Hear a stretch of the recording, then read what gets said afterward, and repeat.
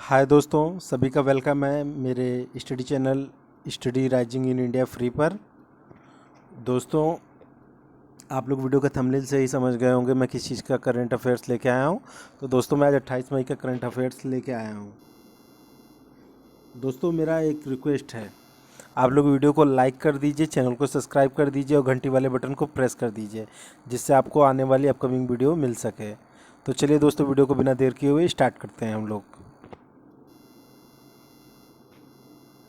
WHO ने शुरू की एक वैश्विक सुविधा। विश्व स्वास्थ्य संगठन डब्ल्यूएचओ और स्विट्जरलैंड ने बायोहब सुविधा शुरू करने के लिए एक सहमति ज्ञापन पर हस्ताक्षर किए हैं। यह प्रयोगशालाओं और भागीदारों के बीच रोगजनकों को तेज़ी से साझा करने की अनुमति देगा, ताकि उनके खिलाफ बेहतर विश्लेषण और तैयारियों को सुविधाजनक बनाया जा सके। पीपीपी मॉडल पर बनेगा भारत का पहला रिएक्टर। परमाणु ऊर्जा विभाग डीएई सार्वजनिक निजी भागीदारी पीपीपी मॉडल पर देश के पहले अनुसंधान रिएक्टर का निर्माण करेगा। भाभा परमाणु अनुसंधान केंद्र बार्क द्वारा डिजाइन किया जाने वाला अनुसंधान रिएक्टर रेडियो आइसोटोप का उत्पादन करेगा। डीएई अपनी सहायक company nuclear power corporation of India limited के माध्यम से अग्रिम पूंजी प्रदान करेगा और संयंत्र का निर्माण करेगा। दोस्तों, तमिल कवि वैरामुत्तु को ओएनवी पुरस्कार। तमिल कवि और गीतकार वैरामुत्तु को 26 मई 2021 को प्रतिष्ठित ओएनवी पुरस्कार से सम्मानित किया। ओएनवी पुरस्कार दिवंगत कवि ओएनवी कुरूप की स्मृति में देश भर के साहित्यकारों, कवियों और संगीतकारों को दिया जाता है। पहली बार यह किसी गैर केरल सेलिब्रिटी को प्रतिष्ठित पुरस्कार के लिए चुना गया। इस पुरस्कार में 3 लाख रुपए का नगद पुरस्कार, प्रशस्ति पत्र और पट्टिका शामिल है। सरकार ने स्थापित किया राज्य मंत्रियों का एक पैनल। सरकार ने वस्तु एवं सेवा कर जीएसटी लगाने के लिए कैसीनो, ऑनलाइन गेमिंग पोर्टल और रेस कोर्स की सेवाओं को बेहतर मूल्यांकन के लिए राज्य मंत्रियों का एक पैनल स्थापित किया है। 7 सदस्यीय पैनल की अध्यक्षता गुजरात के उप मुख्यमंत्री नितिन पटेल द्वारा की जाएगी। सुनील मित्तल को अपना सीईओ नियुक्त करेगा सीएसएस कॉर्प। सीएसएस कॉर्प के बोर्ड सर्वसम्मति से सुनील मित्तल को संगठन का अगला मुख्य कार्यकारी नियुक्त किया गया। सुनील मित्तल, जो वर्तमान में सीएसएस कॉर्प के मुख्य परिचालन अधिकारी हैं, मनीष टंडन के स्थान पर 1 जुलाई 2021 से नई भूमिका निभाएंगे। दोस्तों, विद्या देवी भंडारी ने जारी किया अध्यादेश। नेपाल की राष्ट्रपति विद्या देवी भंडारी ने नेपाली नागरिकता कानून में संशोधन करने के लिए अध्यादेश जारी किया। उन्होंने नेपाल की संविधान के अनुच्छेद 114 फर्स्ट के तहत नेपाली नागरिकता प्रथम संशोधन अध्यादेश जारी किया है। अध्यादेश जारी होने के बाद नेपाल के उन प्रमाणिक नागरिकों की संतानों को वंश द्वारा नागरिकता प्रदान की जाएगी जिनके पास जन्मसिद्ध अधिकार है। आईबी और राग प्रमुख को मिला 1 वर्ष का सेवा विस्तार। कैबिनेट की नियुक्त समिति ने देश की प्रमुख खुफिया एजेंसी इंटेलिजेंस ब्यूरो और research and analysis wing RA&AW दोनों के प्रमुखों के लिए 1 वर्ष के विस्तार की मंजूरी दे दी गई है। आईबी के निर्देशक अरविंद कुमार का कार्यकाल 30 जून तक 2022 के लिए 1 वर्ष के लिए बढ़ा दिया गया है। इसी तरह RA के सचिव सामंत कुमार गोयल भी 30 जून 2022 तक पद पर बने रहेंगे। विलारियाल ने जीती यूरोपा लीग। यूरोपा लीग के फाइनल में 1-1 से ड्रा के बाद विलारियाल ने पेनाल्टी पर मैनचेस्टर यूनाइटेड को 11-10 से हराकर पहली बड़ी ट्रॉफी जीती। व्यापार और अर्थव्यवस्था। टाटा कंसल्टी सर्विस ने टाटा कंसल्टी सर्विस सऊदी अरब में जीई की हिस्सेदारी हासिल कर ली है। टाटा कंसल्टी सर्विस सऊदी अरब में जीई की हिस्सेदारी का अधिग्रहण 26 मई 2021 को पूरा हो गया है। केरल देगा 3 लाख की वित्तीय सहायता। केरल सरकार ने कोरोना वायरस के कारण अपने माता पिता को खोने वाले बच्चों के लिए 3 लाख की वन टाइम वित्तीय सहायता मदद की घोषणा की है। केरल के मुख्यमंत्री पिनाराई विजयन ने कहा है कि बच्चों को 18 साल की उम्र तक हर महीने 2,000 रुपये दिए जाएंगे। साथ ही डिग्री स्तर तक की उनकी शिक्षा का खर्च राज्य सरकार वहन करेगी। पंजाब सरकार द्वारा शुरू किया गया मिशन फतेह। पंजाब के मुख्यमंत्री कैप्टन अमरिंदर सिंह ने 27 मई 2021 को कोरोना मुक्त पंजाब अभियान Covid free Punjab campaign campaign के हिस्से के रूप में एक नई पहल मिशन फतेह 2.0 की शुरुआत की है। प्रोफेसर CN राव ने प्राप्त किया any award 2020। Bharat Ratna professor CN Rao को अक्षय ऊर्जा स्रोतों और ऊर्जा भंडारण में अनुसंधान के लिए अंतर्राष्ट्रीय एनी पुरस्कार 2020 प्राप्त हुआ है। इस पुरस्कार को ऊर्जा अनुसंधान में नोबेल पुरस्कार माना जाता है। इसे एनर्जी फ्रंटियर अवार्ड भी कहा जाता है। राव ने एनर्जी फ्रंटियर अवार्ड धातु ऑक्साइड, कार्बन नैनोट्यूब और अन्य सामग्री और द्वियामी प्रणालियों पर उनके कार्य के लिए दिया गया है। फ्रंटलाइन जर्नलिस्ट मेमोरियल फंड का गठन मीडिया के जुड़े लोगों का एक समूह और फ्रंटलाइन पत्रकारों के परिवार की मदद करने के लिए एक साथ आया है, जो परिवार में एकमात्र कमाने वाले थे और कोविड-19 के कारण जिनकी मृत्यु हो गई। बागवानी उत्पादों के लिए आभासी व्यापार कृषि व्यापार मेला। कृषि और प्रसंस्कृत खाद्य उत्पाद निर्यात विकास प्राधिकरण APEDA ने 27 मई 2021 को बागवानी उत्पादों के लिए 3 दिवसीय द्वितीय आभासी व्यापार मेले VTF का उद्घाटन किया गया। मेघालय ने 50,000 रुपये की अनुग्रह राशि की घोषणा। मेघालय सरकार ने उन लोगों के परिवार को 50,000 रुपये अनुग्रह राशि देने का निर्णय जिन्हें कोविड-19 संबंधित जटिलताओं के कारण अपने परिजनों को खो दिया। अनुग्रह राशि 1 अप्रैल 2021 से मान्य होगी। असम सरकार ने OIL को दिए 500 करोड़ रुपए। असम सरकार ने 27 मई 2021 को नुमालीगढ़ रिफाइनरी लिमिटेड NRL में अपनी इक्विटी बढ़ाने के लिए ऑयल इंडिया लिमिटेड को 500 करोड़ रुपए के भुगतान की दूसरी किस्त सौंपी। मणिपुर के मुख्यमंत्री ने लॉन्च किया MHIM मोबाइल ऐप। मणिपुर के मुख्यमंत्री N बीरेन सिंह ने 27 मई 2021 को होम आइसोलेशन रोगियों के लिए Manipur home isolation management MHIM mobile app launch किया है। मोबाइल ऐप की निगरानी स्तर पर होम आइसोलेशन में रह रहे कोविड रोगियों के रियल टाइम के स्वास्थ्य डेटा और जानकारी प्राप्त करने के लिए विकसित किया गया है। उत्तर प्रदेश में लागू किया आवश्यक सेवा रखरखाव अधिनियम। उत्तर प्रदेश सरकार ने 27 मई 2021 को राज्य में आवश्यक सेवा रखरखाव ESMA लागू कर दिया है। यह अधिनियम अगले 6 महीनों के लिए लागू किया जाएगा। जीवित पाया गया विलुप्त गैलापागोस कछुआ। गैलापागोस द्वीप समूह में पाए जाने वाले एक विशालकाय कछुए की लगभग 115 वर्ष पहले विलुप्त हो जाने वाली प्रजाति के रूप में पुष्टि की गई है। फर्नाडीना द्वीप में 2019 के अभियान के दौरान एकल मादा की खोज की गई थी। कोविड राहत के लिए 1 करोड़ रुपए जुटाएगी नई पुस्तक। दिल्ली के पर्वतारोही आदित्य गुप्ता ने 7 लेसन्स फ्रॉम एवरेस्ट नामक एक नई पुस्तक लिखी है। उन्होंने कोविड राहत के लिए अपनी आगामी पुस्तक के माध्यम से 1 करोड़ रुपए जुटाने का निर्णय लिया है। यह पहल चाइल्ड राइट्स एंड CRY के सहयोग से है।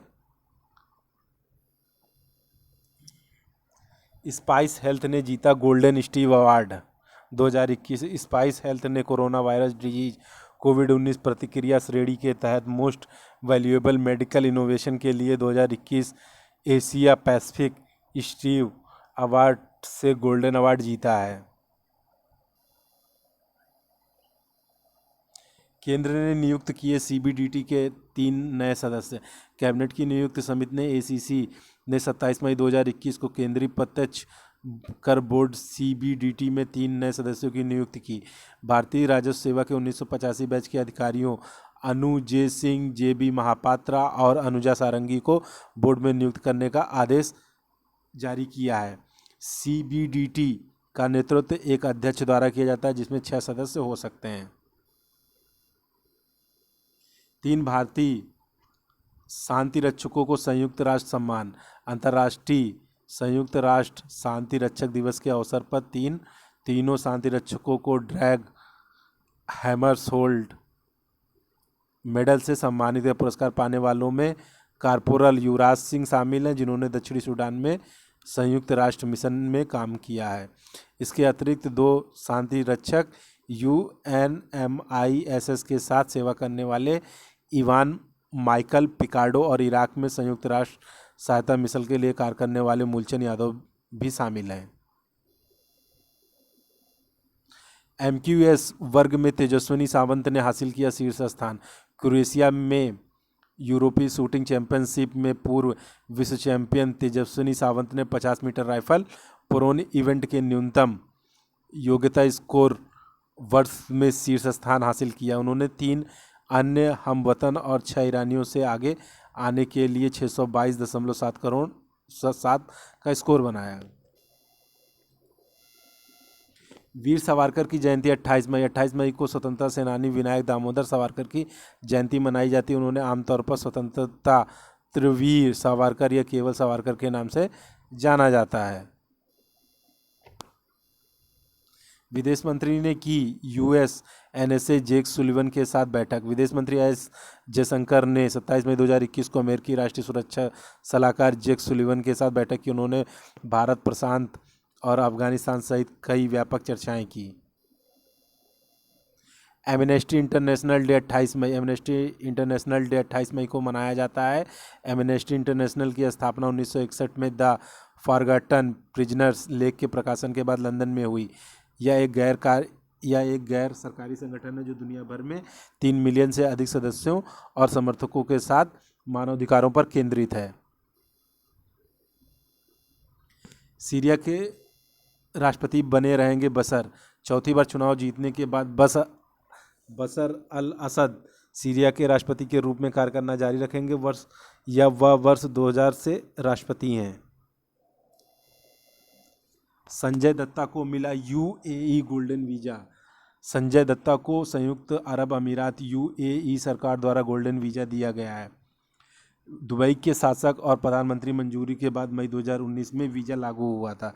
गोल्डन वीज़ा एक लंबी अवधि का निवास वीज़ा है।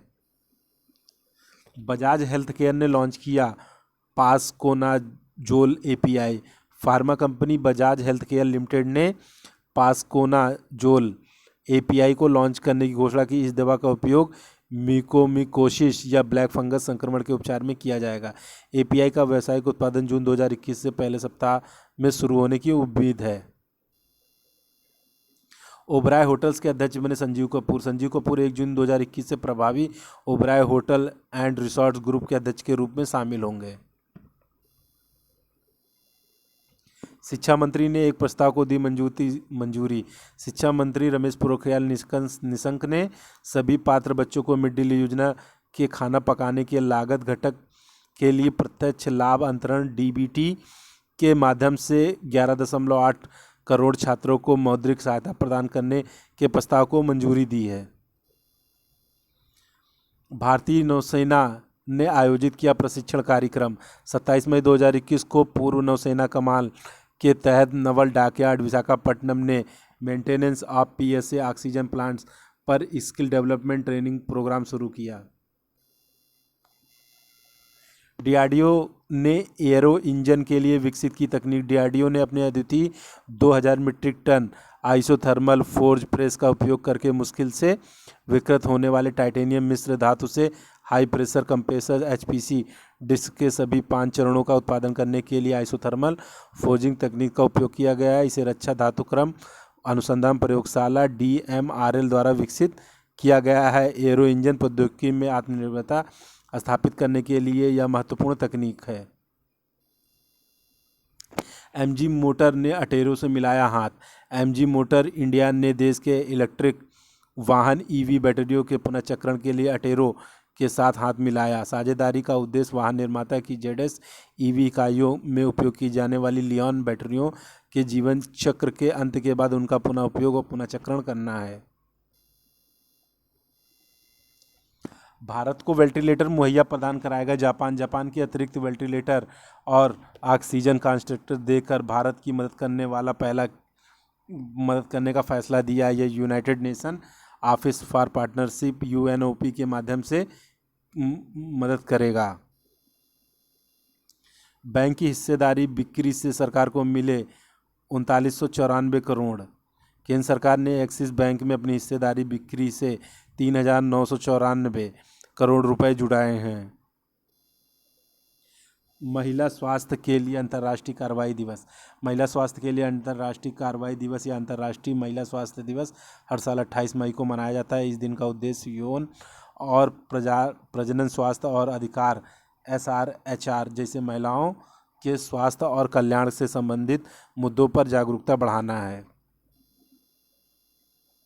दूरसंचार विभाग ने आवंटित किया स्पेक्ट्रम। दूरसंचार विभाग डॉट ने देश में 5G परीक्षण शुरू करने के लिए दूरसंचार ऑपरेटरों को एक स्पेक्ट्रम आवंटित किया है। दूरसंचार ऑपरेटरों को विभिन्न स्थानों पर 700 मेगाहर्ट्ज से 3.6 गीगाहर्ट्ज बैंड और 24.25 से लेकर 28.5 गीगाहर्ट्ज बैंड में स्पेक्ट्रम आवंटित किया गया है। नमकीन गरारों के जरिए RT-PCR विधि। वैज्ञानिक और औद्योगिक अनुसंधान परिषद CSIR के तहत नागपुर स्थित राष्ट्रीय पर्यावरण अभियांत्रिकी अनुसंधान संस्थान के वैज्ञानिकों ने कोविड-19 नमूनों के परीक्षण के लिए एक नमकीन गरारों के जरिए RT-PCR विधि विकसित की है। नमकीन गरारे की विधि सरल, तेज, लागत प्रभावी और रोगी के लिए अनुकूल और आरामदायक है। यह तुरंत परिणाम भी प्रदान करती है और ग्रामीण और आदिवासी क्षेत्रों के लिए उपयुक्त है। विश्व भूख दिवस 28 मई। विश्व भूख दिवस हर साल 28 मई को मनाया जाता है। यह अभूतपूर्व वैश्विक संकट के दौरान जीर्ण भूख में रहने वाले 690 मिलियन से अधिक लोगों के बीच जागरूकता लाने के लिए द हंगर प्रोजेक्ट द्वारा यह दिवस रूप से मनाया गया था। दोस्तों, ये थे आप लोगों के लिए 28 मई के करंट अफेयर। Thank you.